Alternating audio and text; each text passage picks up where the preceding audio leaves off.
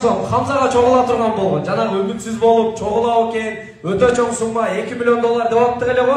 Биз Хамзанын өзүнө 202 миллион 801 миң 130 деп сатып. Машалла.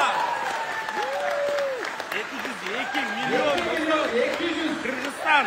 202 миллион 801 миң 202 миллион. Достор, бул өтө чоң сумма. Allah razı olsun her birinizlerden. Kullanlar. Güllegeniçe. Maşallah. Бүткүл жете область. Эмне үчүн нарын айтылган жок. Кандай рахмат айтсындар билбейм. Бирок иншалла баарыңыздар сиздерде көрүп турасыздар.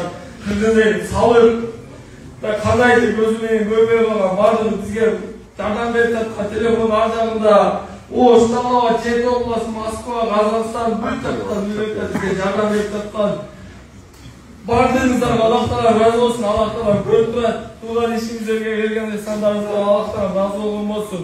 Бардыңыздарга чоң рахмат. Хамзанын сбору 170 миллион чогулду. Иншалла ошол.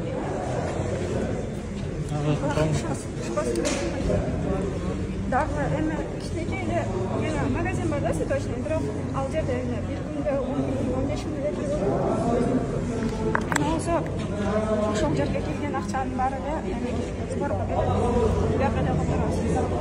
Туугандар, мына өзүмдүн ата энемди умрага жүрөтөм деп акча чогултуп аткан экен. Бул карындашыбыз. Машалла. Алла разы болсун сизге. Биз ойлойбуз, Алла Таалам ушундай жол ачып коет, ата энеңиздер сөзсүз барат. Мына бул Аслан атасынан берип атат. Анан цветочный магазин бар, аккаунт кандай коет? Көчүп кошту. Аккаунтун көрсөтүп коебуз. Азыр жаңы эле Элиңиздер баштаганбыз. карындашыбызга келип ошо көмөк көрсөтүп койдуңуздар. Ушул кимге гүл керек болмосо ушул магазинге келдиңиздер. Алла разы болсун. Алла разы болсун. Алла разы болсун.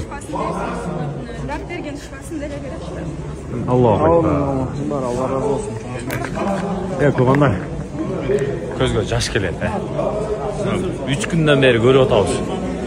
Эл ушунчалык берешен да. Эл ушунчалык берешен. Мектепте окуган балдардан бери келип сборго волонтер болуп, жети дуан боюнча Оштон деле, Баткенден деле, Ноокаттан деле көрүп атабыз, туугандар. Анан Хамзанын сбору бүгүн бүттү. Учурда мынакей Аскар ака, Атапыл ака, Дамир акалар толугу менен өкүлдөр бул жакта отчетун так тыйымдан бери эсептеп жатышат. Андан сырткары ушул Хамзанын эч бир реквизити жабылбайт. Ошол эле Эмбанк, ошол эле Тинькофф, ошол эле Россия чет өлкөдөн которсоңуздар дагы буга чейин негизги официалдуу өкүлдөрдөн гана чыгып жаткан реквизиттерге которосуздар. Ал акча деле ушул Асландын лечениясына кетет.